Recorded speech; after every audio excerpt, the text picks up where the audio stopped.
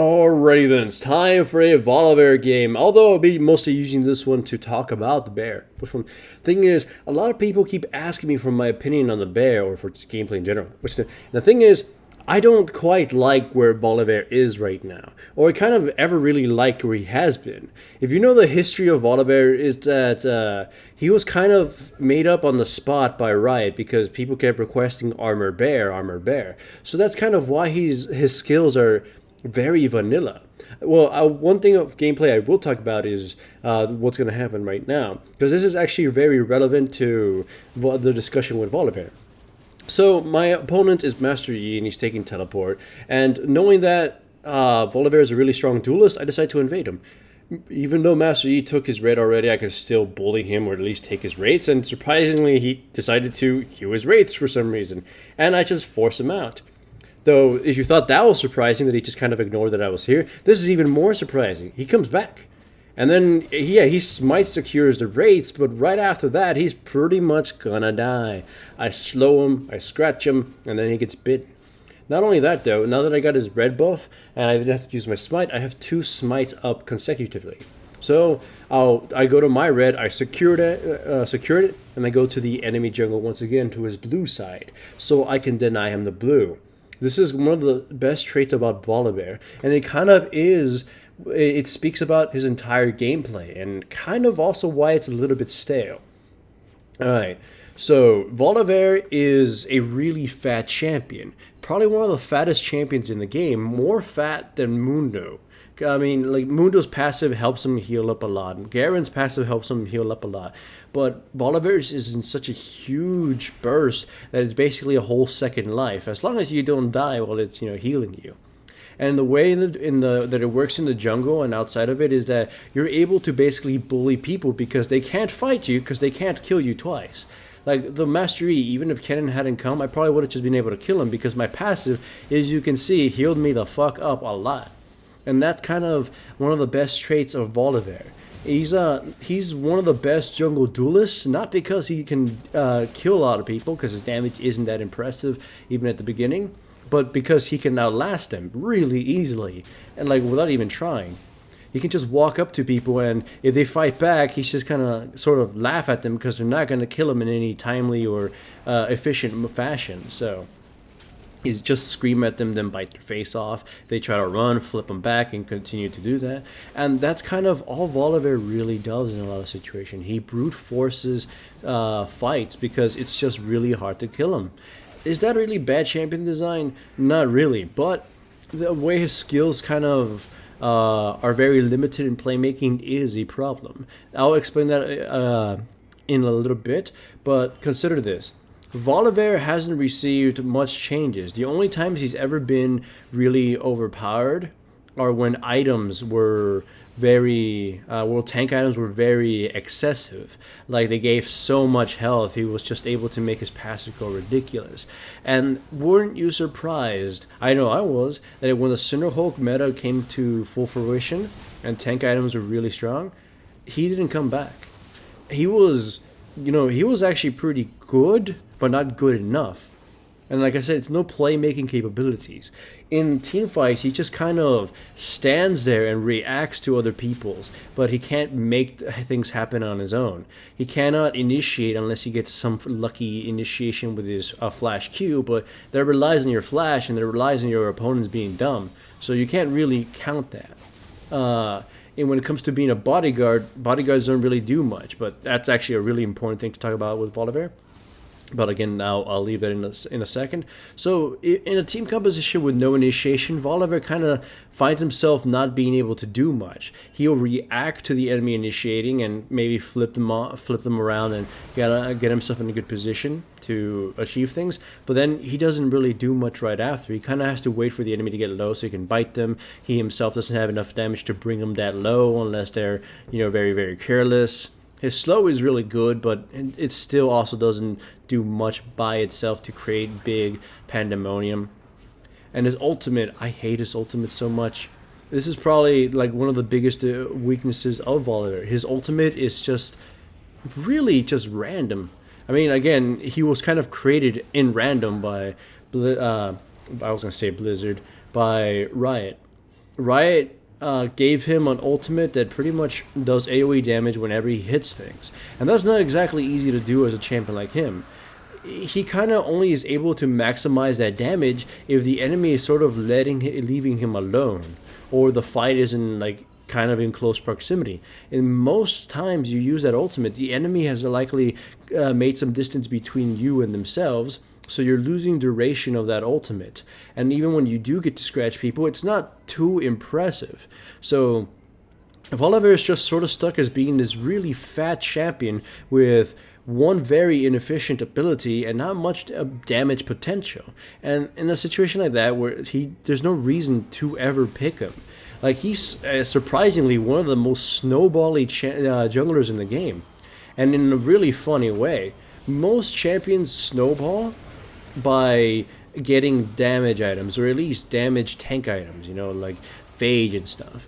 But Volibear, he snowballs just by building tank, because he becomes so fat, no one can kill him. So he just gets to do dumb things like turret dive or go in brute force against 5 people and just take so much damage and, you know, not even break a sweat. So he's a really snowbally champion. So if you're good at Volibear, or you're just like looking to dominate champions or games, Volibear is actually a really good pick. And as such, I would at times actually recommend them, as long as your initiation is covered elsewhere, or you understand, like, you know, or you're dealing with slower-esque champions. He's unlike Hecarim and unlike Malphite.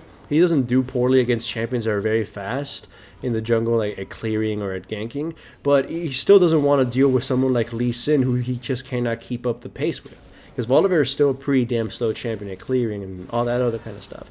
So either way, I ask you this. If you are a player who plays Volibear, or just someone who's interested in Volibear, what would you actually change about him? Because as far as he stands, he's very vanilla and unimpressive, and there's really not much you can do with him as a champion in his current state. I mean, like I already said, you can't. The most you can do is a flash Q play, but other than that, your abilities don't cause a lot of changes in the map, or it's too reliant on a lot of other things happening. So if I were to change something, I would want to give him an entirely brand new ultimate. I like his E. It's one of the more efficient CC abilities and makes him a really good peeler. His Q is fine, even though it's kind of lame in terms of usability, but it's a kind of like his Q and E, I mean his Q and W are like, you know, something that defines the character, or at least people are used to, so I'm pretty sure they're not going to touch those. So you could probably work on his E, although I don't want his E to change, but his ultimate definitely has to be changed in some way, because it's just so lame. Like, it doesn't do dick. Either way, one of the strengths that Volibear does excel in, and surprisingly excels in by a huge amount, is being a bodyguard. For a bruiser, he's not really a tank, in my opinion. He doesn't really bring a lot of the qualities a tank would have. For a bruiser champion, has a lot of appealing potential. He's probably the best bodyguard bruiser in the game. And he doesn't have the most spammable CC either. It's just how his E and his Q work together. Think of it this way. In a situation where the enemy champions bomb rush you, your E doesn't have an animation. It's instant cast. It is an AoE, and it slows. It's basically just just click that button immediately around you, something happens. That is really strong and has high immediate value. And that's, if you watched my peeling video, I even mentioned that Volibear's E was one of the best abilities. I believe I did. And then you can follow that up with a Q, or, you know, use your Q on somebody else to create distance. So imagine a scenario this, like, let's say the enemy Master E here rushes to my Callista. The E won't really do anything, right? But I can flip him over, creating more distance after he uses Alpha Strike, so he doesn't get to cut my teammate apart.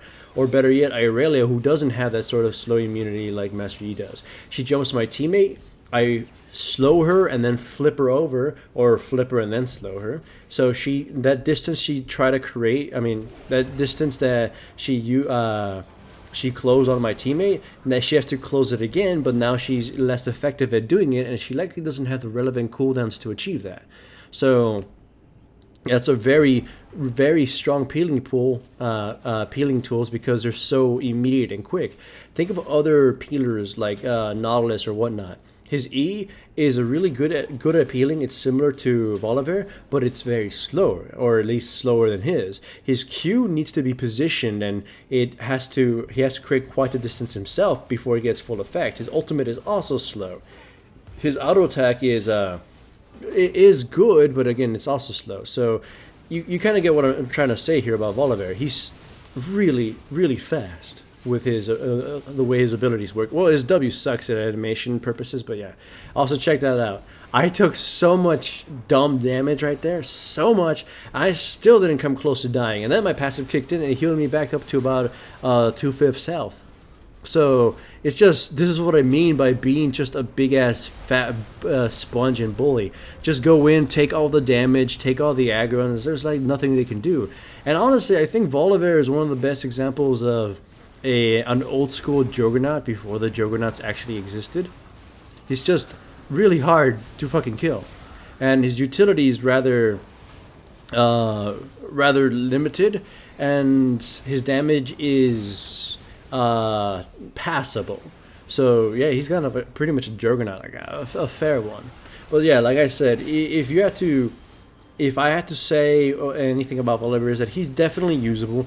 He's snowbally, and he can carry some games in a way in that he just kind of becomes unkillable, protects irrelevant teammates, and just causes a nuisance. But he's not a really good champion, just because he's not a playmaker, right? So yeah, pick him if you want. I do recommend him, and I believe his IP cost has gone down since then, so he's not too expensive. And he's also really, really easy to play and really, really easy to build. So there's not that much there's not much to it when you want to pick him up. So if you need a bruiser champion or a really, really strong bodyguard, then I totally recommend Volibear. But just understand his limitations, and just understand that if you're the only tank and they're relying on you to be the initiator, picking Volibear is actually going to hurt you more than picking someone who's not as tanky. So yeah, in like summary, Volibear needs work, because right now he's just in a constant loop of mediocrity, even at times where you would suspect or expect him to be better. Remember to like the video and subscribe to the channel if you haven't yet. I have a few sponsors that are helping me maintain this channel, such as Crunchyroll, Pro Build Systems, and Loot Crate. I have links to these services in the description below. Using them and using my codes directly supports my channel.